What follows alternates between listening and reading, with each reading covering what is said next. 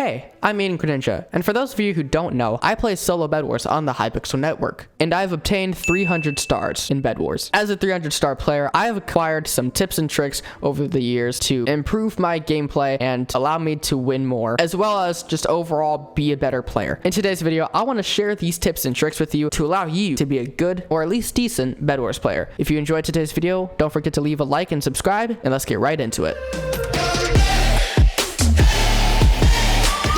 As we go on through the video, I'll try to show you guys some clips of things I'm talking about, or you'll find me using these examples later on. However, a lot of the stuff I talk about won't be featured on screen, as I'm using background games to let you guys have an overall picture of what an average game for me looks like. I'm going to be splitting up these tips and tricks into two sections, gameplay and game sense. Each section, gameplay and game sense, will have subsections. In the gameplay section, we'll go over what PvP tactics you should use, what items you should buy, and what bed defenses you should construct. Game sense, I don't really have it organized as well. It's just a bunch of bullet points because they don't really fall into specific categories. However, there are some very useful things in there, so you should definitely tune in. First, let's go over gameplay. In order to succeed at Bedwars, you should have basic knowledge of Minecraft PvP. I personally recommend learning how to W-tap, S-tap, or 7-tap to reset your knockback or take less knockback. Block hitting also accomplishes this goal, and it also allows you to counteract the block hit glitch that prohibits players from hitting their opponent. Personally, I think you should only do this for the first hit or two, because by then you'll have the glitch reset, then you can use other methods to reduce your knockback. But if block hitting is your style, go with it. I also recommend learning to click relatively quickly, 8 CPS plus to be precise. You don't need to jitter 20 CPS or butterfly click 30 CPS. I'm just exaggerating here, of course, but you don't need to have insane CPS. It's all about aim. If you can learn to aim well in PvP and placing your blocks, you will do well. Something that players commonly do is place a block in front of their opponent, which allows them to stop their opponent's momentum, allowing him or her to get the first hit or two or combo or whatever. What this does is reset their knockback and momentum to where you have the upper hand. It is very helpful, and I definitely recommend you learn how to do it. Learn to strafe when you're PvPing as well, unless you're W tapping, which is basically just straight lining. But another thing is that I know a lot of people bash on speed potions compared to invisibility and jump boost potions, but they're actually probably better for PvP. Invisibility, although it costs 2 emeralds, is actually the least useful for PvP, as just one hit will eliminate your invisibility and you would have wasted 2 emeralds. Jump boost is cool and all, but when you're in the air, your opponents can still hit you, and it looks like reach when in actuality their head is aligned with your feet, so your hitboxes are matched up with the limits of Minecraft reach, which is 3.00 blocks, but you can't hit them when you're in the air. So I personally do not recommend jumping. There are some instances, of course, where this can work, but for the most part, speed is your best option because it's speed 2. With speed 2, you can zip around your opponent, get them in a combo, and they can barely hit you, if hit you at all, actually. So that's my tips for PvP.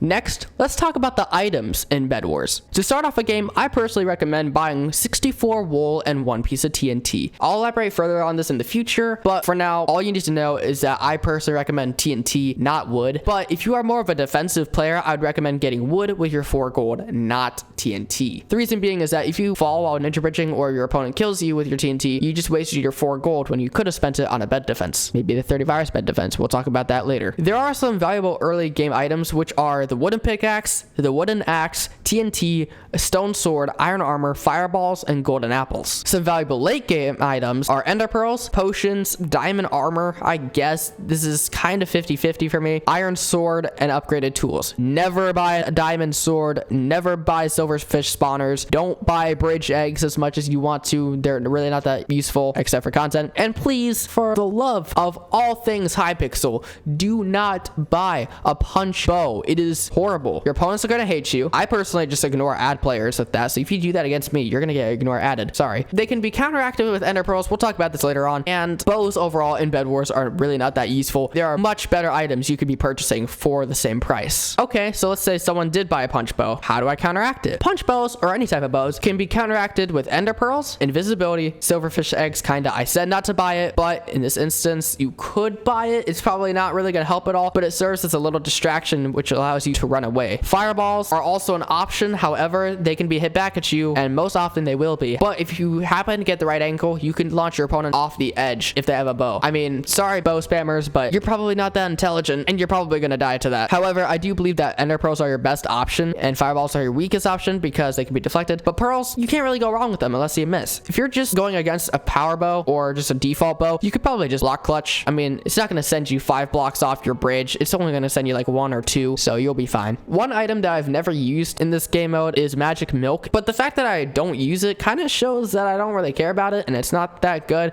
I mean, you could buy it, but I would treat that more as a late game item, not something you would want to prioritize. Lastly, for items, we should talk about the diamond upgrades. So you just killed your neighbor, you're going to the diamond gen, you've attained 4 diamonds. What do you buy? Buy it in this order. Reinforced armor 1. Go to the trap section of the diamond upgrades area and purchase the minor fatigue trap. Additionally, purchase heal pool. I ordered those in levels of importance. Reinforced armor will last you the whole game. Minor fatigue trap is the best trap, and you should never ever buy any other trap except for minor fatigue trap because it is very good. It used to cost 2 diamonds compared to the other traps which only cost 1 because it's just that good. So you should definitely purchase that. Heal pool kind of lets your opponents know that you have something up your sleeve like a trap, but at the same time it also helps you regenerate in your base. So if you've lost your bed, it could help save your life. Suppose you get 4 more diamonds, you should get sharpness 1. The difference between prot 1 and prot 2 is not the same as the difference between sharp 0 and sharp 1. You can only get 1 level of sharpness, so you should definitely spend your diamonds on sharpness 1. Now I'm going to know something here. If you are more of an aggressive player and not a defensive player, you could technically buy sharpness 1 with your diamonds before buying the reinforced armor, minor fatigue trap, and heal pool, but I personally do not recommend it. And then the next 4 diamonds you could get reinforced armor 2 and so on and so forth. It's up to you after that. But don't buy any other trap than the minor fatigue trap. Do not buy dragon buff, it is so useless, and forge upgrades are pretty pointless. So in summary, what diamond upgrades should I get? Reinforced armor, the minor fatigue trap, sharpness, heal pool, and maniac miner. Haste does help, especially with obsidian.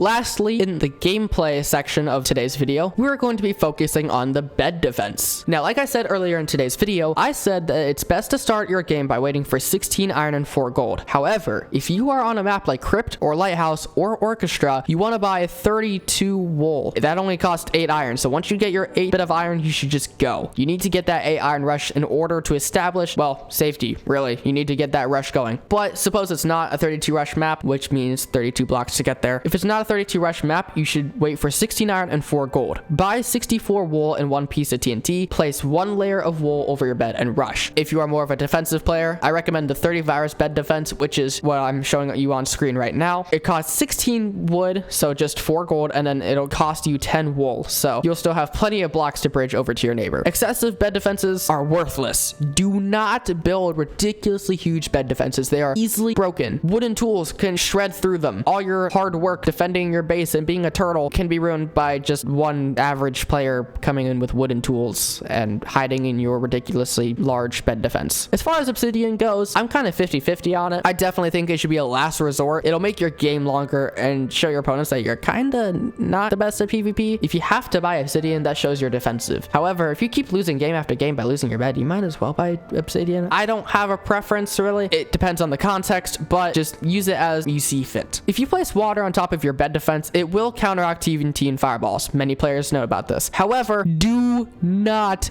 do this. It is so stupid. It makes navigating your base horrible. If someone fireballs the wool or whatever block is around your water will spill everywhere and you can't navigate your base. What if someone's in your bed, you know? I mean, they can still like stand on a block and not have the water slow them down because, you know, water actually slows your mining speed, but someone could just stand on top of it, so the water wouldn't really help. So water, bad. However, there is a use for a water bucket. This is also taught to me by 30 Virus, my good friend. He's not here. But to save your bed defense from TNT, you should place a water bucket on top of the TNT to make it obsolete. So if someone drops TNT and let's say it lands directly on the top of your bed or something, you can just place the water bucket where the TNT is and it'll explode in the water, not breaking any blocks. Your opponent will jump down, you can kill them. If they kill you, I mean, that kind of sucks, but like at least you didn't let the TNT do all the work. Now we are moving on to game sense. So we just talked about the bed defenses, so I'm not going to go over that again. However, if you need to listen back, go ahead, rewind the video and listen back to what I said. Basically, don't build a large defenses, wood and wool are probably your best bets. Minor fatigue trap plus 1 layer of wool is pretty good, considering that most people don't buy shears and you can void before they actually go and break your bed. We'll talk about that in a second. So first game sense tip I have for you is to look around the map. If you're looking for your opponent, you can tell where they are or where they have been by where their wool has been placed. So if you're worried about green cross mapping you while you're on pink team and you notice that they're taking yellow to aqua to white to you by their wool, well, there you go. You know where they are. You know what side to defend from. That was oddly specific because that is what's happened to me multiple times today. If you see someone turtling, which is placing a large defense, you can rule them out as a potential threat, as people who build large defenses are not the best players. I stated this in the bed defense section. Do not build a large bed defense. It is obsolete and is stupid and annoying for both you and your opponents, but mainly you. If someone has a small bed defense or no bed defense, that should send red flags throughout your brain. They are aggressive. They should be your main threats and you should target them. Okay, don't actually target them. Do not cross map target. That is so bad. You will lose your bed and probably lose the game. And it's also rude. If you know someone's been to middle, it's always best to assume that they have obsidian. Now, if you see them with diamond armor, they've only made 1 round. Obviously, they're not going to have obsidian. That would cost 14 emeralds. However, if you don't know how many times they've been to middle, you should definitely count on buying a diamond pickaxe when you rush their base, because the last thing you want to do is realize they have obsidian and then have to go back, especially if your bed's broken. Oh, by the way, this doesn't really apply if it's late game, because like I said, they could go to middle multiple times. If you obtain emeralds, the best item to buy first is an ender pearl. Earlier, I mentioned how useful ender pearls are to counteract punch bows and that they are useful items to buy overall. They are great for navigation, rushing bases, escaping from areas, counteracting punch bows, clutching. You get the gist. However, something that I haven't heard anyone really talk about is the fact that if you buy 1 ender pearl, you can store it in your ender chest. And then if you die and your bed's broken, you can just grab your ender pearl out of your ender chest and just ender pearl out of there. That way you can go gear up somewhere else and potentially win the game.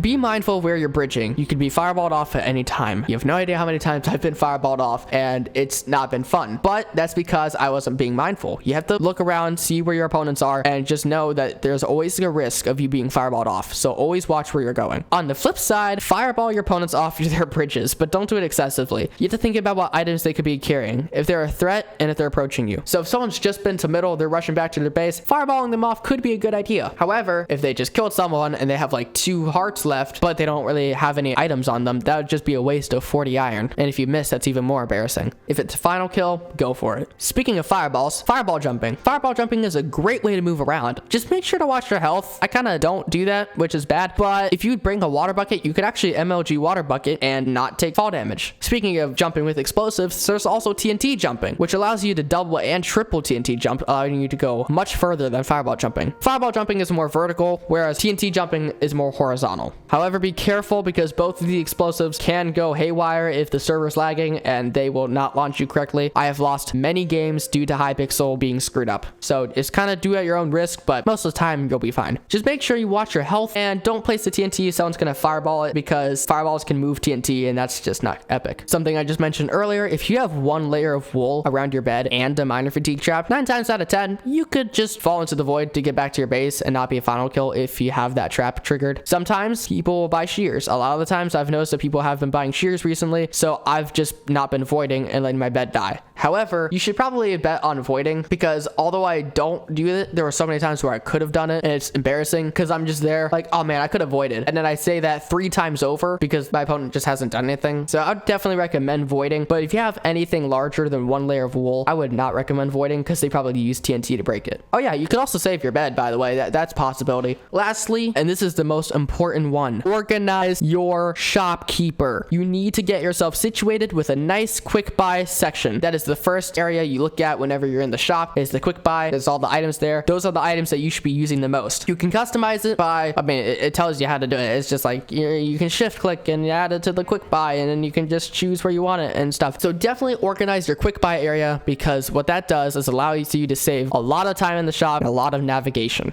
Well guys, that's it. Those are my Bedwars tips and tricks. If you guys did enjoy today's video, don't forget to leave a like and subscribe to the channel. If you guys really enjoyed this video, I'll be sure to make a part 2, and I'll go into more detail about some strategies that you can use in Bedwars. Don't forget to check out some of my other Bedwars videos as well. Join my Discord server, links in the description, and it should be in the pinned comment, although sometimes I'm dumb and I don't do correct pinned comments, so you should just spam my pinned comment if it's not there. But either way, it'll be in the description. Also, be sure to follow me on Twitter and Instagram at Aidan. I post there every day, recently, well, I do on Twitter, not Instagram, but I recently posted a photo of me with my haircut, so you can go like that or something. I don't know if you guys like my haircut or something. I don't know how to use Instagram properly. I'm not very photogenic. All jokes aside, I hope you guys have a great day, and I'll see you guys for tomorrow's upload. Sweet Sundays. Peace out, guys, and thanks for watching.